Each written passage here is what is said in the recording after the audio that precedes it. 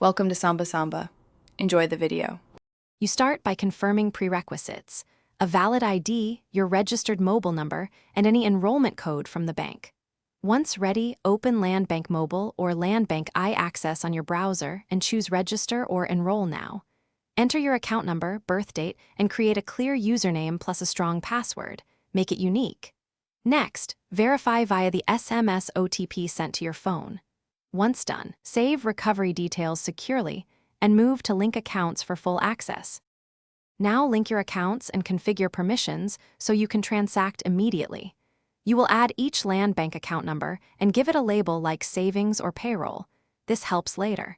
Then register billers and payees by entering their details and authorizing them with OTP. Set daily transfer limits that match your needs and schedule recurring payments if you have regular bills.